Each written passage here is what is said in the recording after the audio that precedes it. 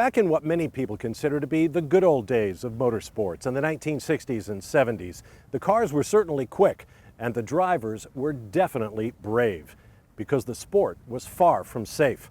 In fact, there was nearly a 1 in 4 chance back then that even a top driver could expect to die in a racing car accident. Driver safety was not exactly a priority. Certainly in my first Grand Prix year in 1968 for the Cooper Car Company, I was one of only half the drivers in the Grand Prix that wore seat belts at all. I mean, half the drivers would rather risk being thrown out or having the ability to quickly jump out than to be trapped in the car and risk catching fire. Looking at some of those cars, you would want to get out of them, in any way you couldn't jump out. But let's not forget the tracks. You look at Spa or the Nürburgring, and you see the trees right there, and you think, I know a lot of these guys, Brian, Jackie, Sterling Moss, all these great drivers that are my heroes, and I look at them and think, yeah, you're slightly insane. What they used to do was mad. I was in 6 fires in a 4-year period, from 68 to 72. The bloody cars caught fire all the time. I mean, you'd be driving along in a race or in practice, and you bum, bum, bum, bum, bum, bum, and you look around, the engine's on fire.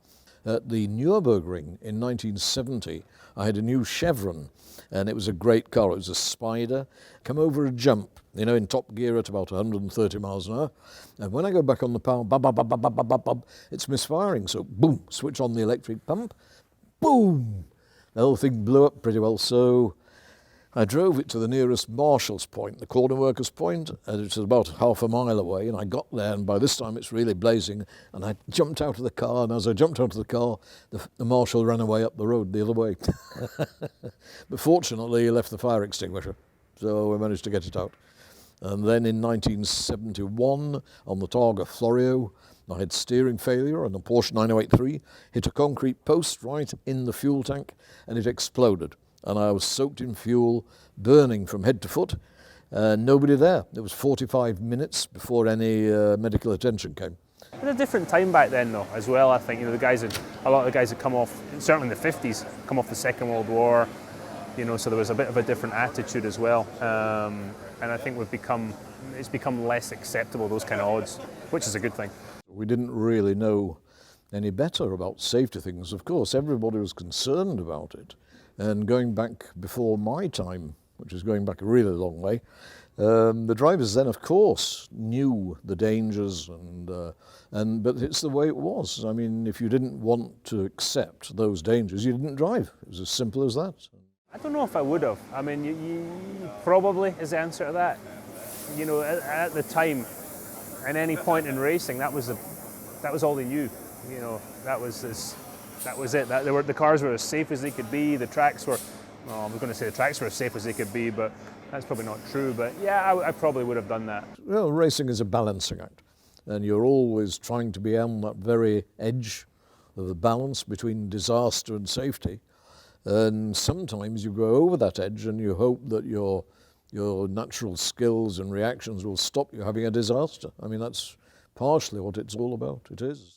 To give you a better example, at Daytona a couple of years ago, right before the 24 hours, I drove a 917K.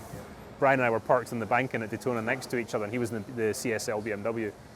And he leaned over, got my mechanic to come over, leaned over, had a word. The mechanic comes, pops the door up, leans in and says, Brian says to tell you that quite a few of these snapped in half at the fuel cell bulkhead in period, so have a good time. I'm driving around the bank and I'm sitting about 155, 160, feeling very nervous.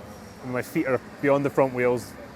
The back of the front wheel is right here. I'm looking at the roll cage, which is the size of the small tubes on a bicycle frame, thinking, bloody hell, and was very nervous. 2 hours later, the start of the 24-hour race, we're doing 200 miles an hour in the Daytona prototype, not even thinking about it.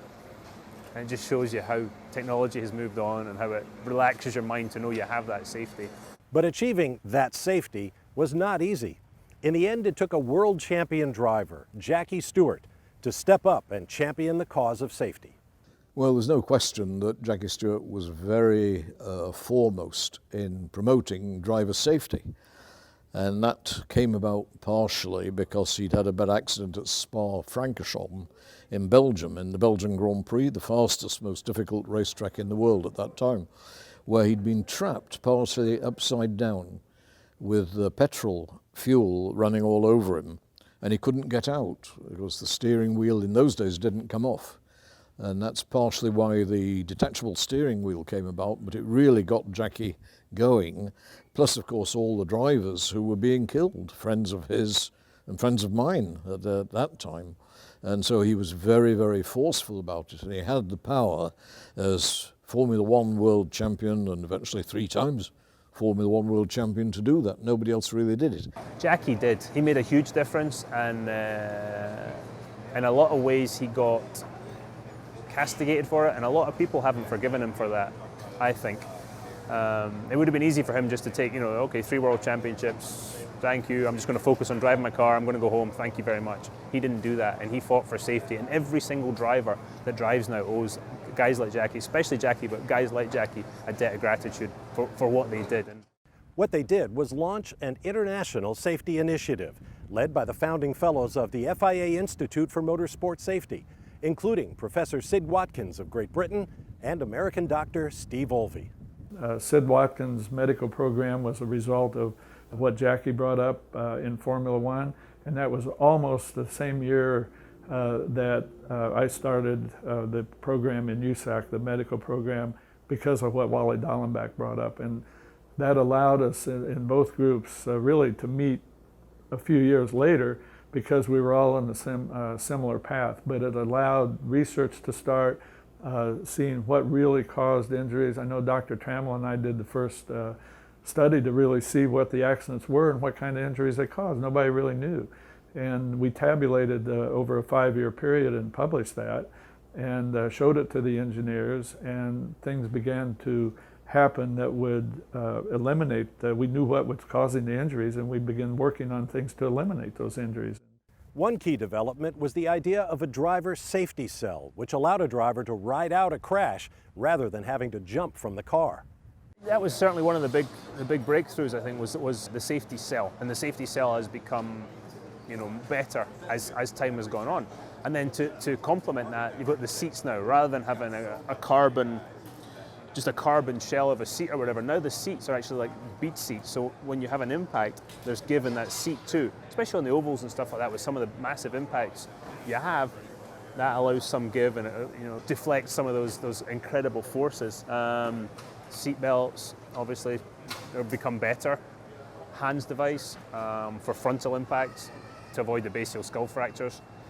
The collar, the surround on the car, when you have those huge impacts as well, whether it's a road course or an oval, you've got something that takes some of the force as well. The helmets have improved, in the case of fire, the suits, all that has improved massively.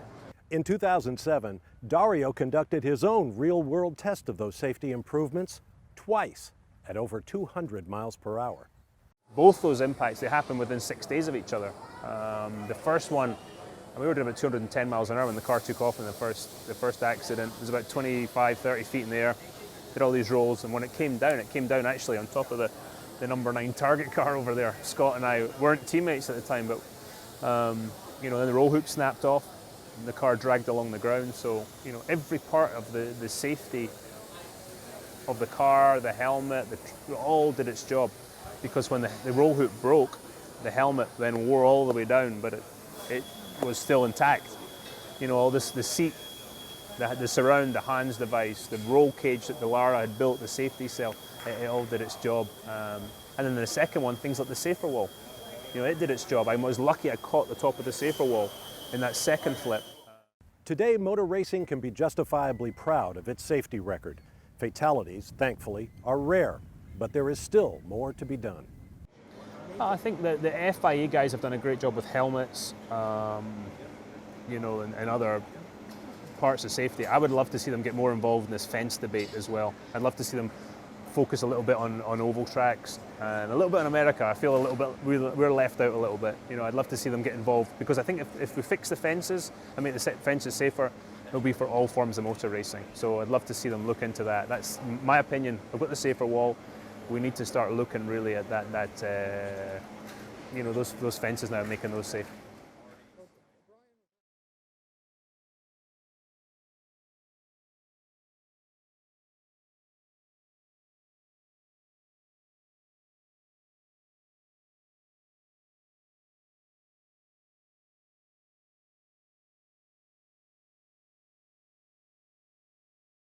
we can't be complacent. We've got to keep pushing it. We have got to keep pushing all the time. As we keep making the cars faster and all this, we've got to continue to make them safer, and the tracks, and for the guys in the pit lane. It's got to be, we've got to keep working on it.